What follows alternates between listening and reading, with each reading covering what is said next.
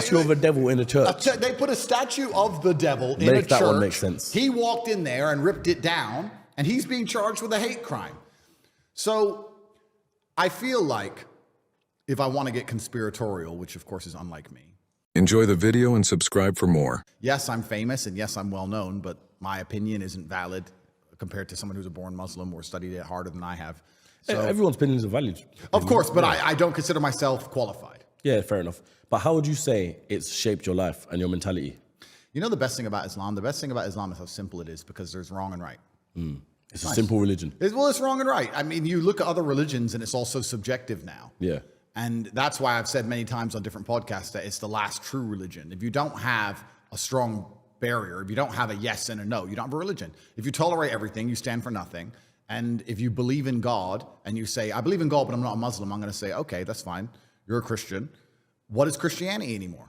What does it mean? You can go to a Christian country, and America, let's take, for example, and you'll get in more trouble for insulting George Floyd than you will for insulting Jesus Christ. Yeah, for sure. You can walk down walk down the street with a T-shirt saying Jesus is gay.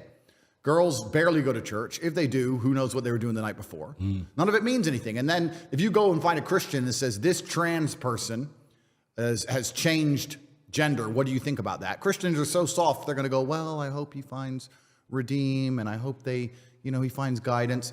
Haram, bro. Haram. No, you didn't. It's haram. And I like that it's yes and no. And what's the point in a religion if you're too afraid to say what you believe in, or afraid to stick up for it, or afraid to defend it?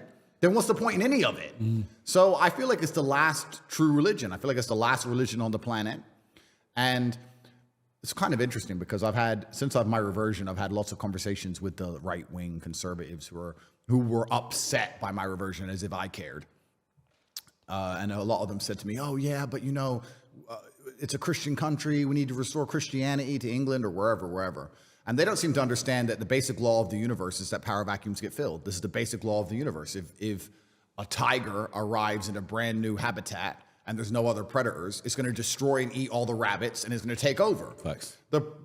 Anyone who's in the West who's concerned about the spread of Islam should be more worried about the absolute fall of Christianity. The reason people revert to Islam is because they're looking for God and they can't find God anywhere else. Yeah. It's Christianity's fault for being so weak and decadent. Yeah, we were discussing this as well as a group earlier on, and we were like, the UK majority of it is a Muslim, population. So it's gone past the point where it's now deemed as a Christian country because there's more Muslims than Christians in the first place. This is the Islamic Republic of Great Britistan, and the thing about it, but the thing about it is, it's not even about numbers. It's about strength of belief. If you wake up and you want to truly live a religious life, and you want to feel like you have religious conviction, and you want to feel the fraternity of a religious life, and you want to have the boundaries and constraints of a religious life, you're going to be attracted to Islam. You're not going to be attracted to Christianity because you can wake up and say, I'm a Christian, and nothing changes. Yeah. Nothing changes and nobody cares.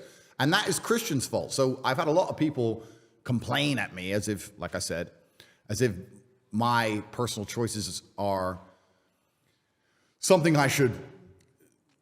I mean, it's kind of, I'm self-analyzing as I talk here. I find it very, very interesting that Christians look at Islam as a threat as opposed to just understanding that it is a massive power vacuum because Christianity feels godless and you do not feel God in Christianity anymore. And that's the reason that people are so attracted to Islam. That's the reason I was attracted to it, because I respect it.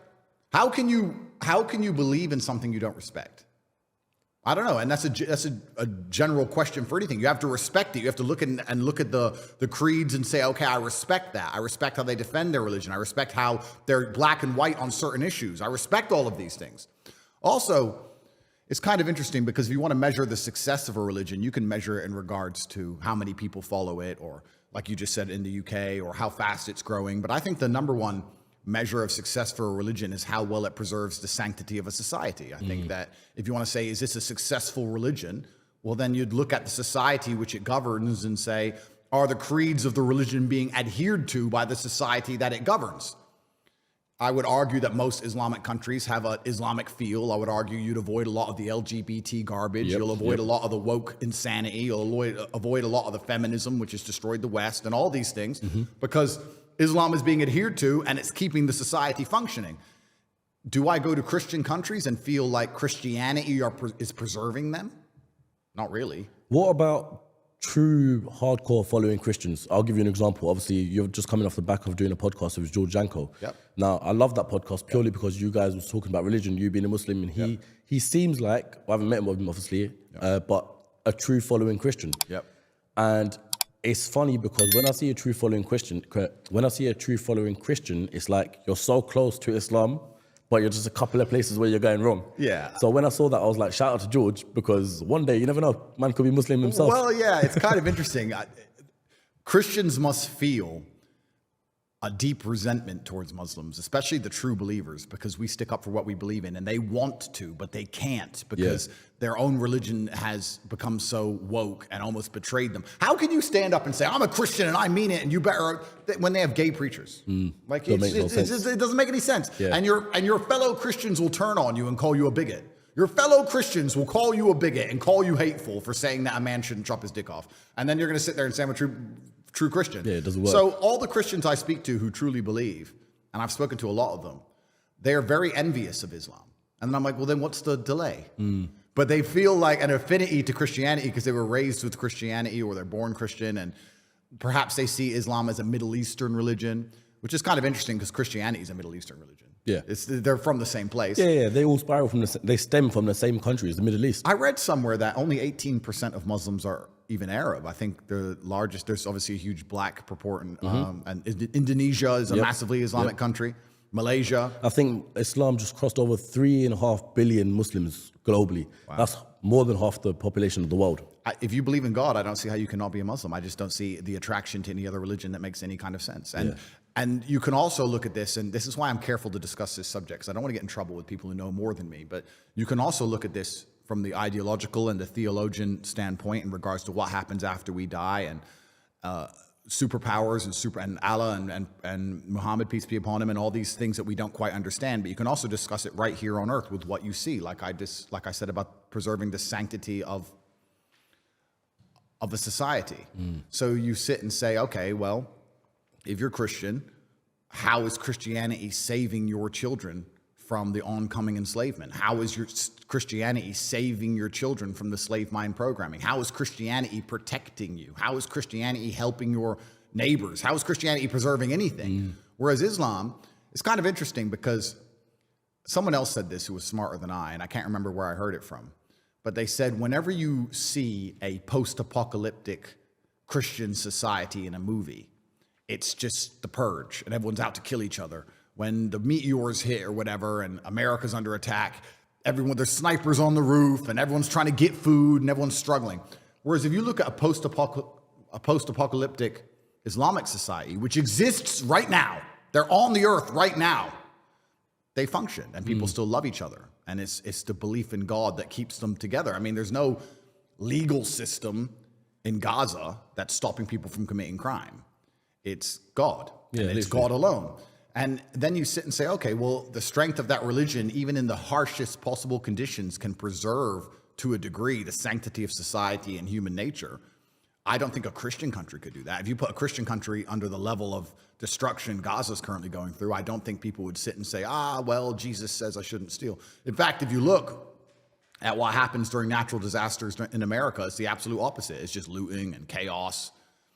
What is a Christian country anymore? I don't know. What is a Christian country? A guy in America recently just got charged for a hate crime for taking down a statue of the devil that they had erected in a church.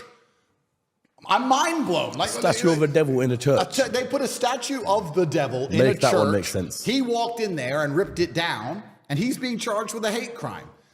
So I feel like if I want to get conspiratorial, which of course is unlike me, but if I want to, I feel like I'm all for it, so bring it. Well, God is the final barrier.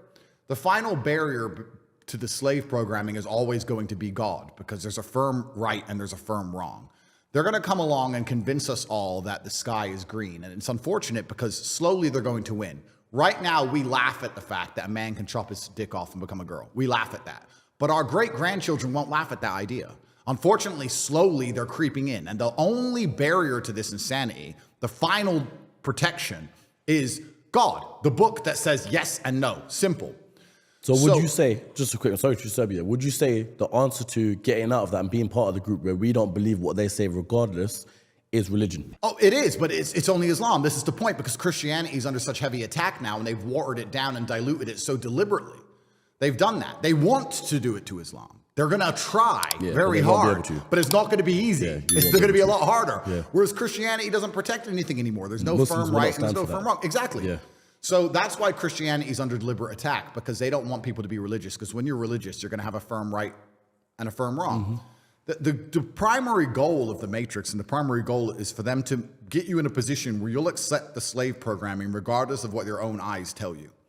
That's their primary goal. Their primary goal is for you to walk through life with a mask on, full of vaccine, seeing everyone around you fully functioning and healthy and scared of a pandemic. Or walking through life and meeting a nice gentleman and calling him a ma'am. That's what they want. They want you to ignore your eyes. So, and it's unfortunate, they've already got a huge percentage of the populace there who will walk outside and see the sky is blue, watch the news and being told it's pink, and look at it and go, oh, I must have made a mistake. Yeah, it's it must pink. have made a mistake, yeah. So that's their primary goal, and religion prevents that. So they've come along and they've deliberately assaulted God, and they've assaulted the Christian faith, and it was a test for the Christian people to stand up and resist, and they failed. So when they complain now about Islam conquering Western nations, I say, well, you failed. You failed. It's now a power vacuum. Power vacuums get filled, and anybody with a true heart and true conviction who truly wants to respect God is going to be attracted to the Islamic faith because you have failed. I don't want, bro, if you're going to go to war, which I just described, because war is nothing other than controlling of ideas. That's all war is. The reason we send tanks to some random field and blow things apart is to gain influence over a geographical area so we can control, to control the ideas of that area. So I just described a war to you. It's a spiritual war, but it is a genuine war. If I'm going to go to war against Satanists who are going to try and poison my children and enslave me, who do I want on my team? Think about it. You're about to go into a bar fight. You want to roll with the G's, or you want to roll with a bunch of pussies? It's a war. And if every time I say to Christians, bro, look what they're doing to Christianity, and their answer is, yeah, I pray for them. Bro, no. Haram. It's interesting. It's interesting because speaking about it now, everything you just said there is pretty much written in the Quran that there's going to be a war coming against the Muslims versus the rest, in the sense of, well, they're going to try and take everyone away from Islam and try and do that. But obviously the true Islams are going to stay there. Now, it's interesting because with recent technologies, what I've heard in Islam is that the way they try to do it is they want to combine technology with human to create the same power as God. Yeah. Right? Now, I look at things like, this might be a conspiracy once again, but the new Apple Vision Pro that's just come out. Yeah.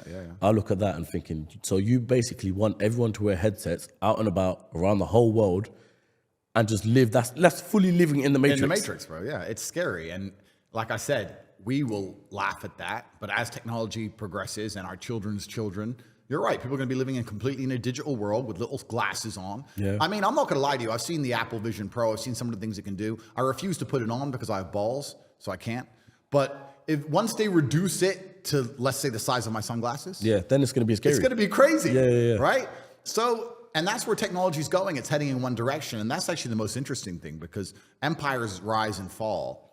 And we can discuss the falling of the Western Hemisphere at length. But usually geopolitically, as empires rise and fall, another empire comes and fills the vacuum, as we talked about power vacuums. And I feel like this is the first time in human history where, as the Western Empire falls, which it is, it's going to be replaced with this global technological enslavement program. Yeah. There's going to be some server somewhere in Angola where no one knows where it is, and it's going to control everything and everybody. And it's not just a matter of geopolitical influence waning and politicians falling and things like used to happen before. It's actually a lot more scary.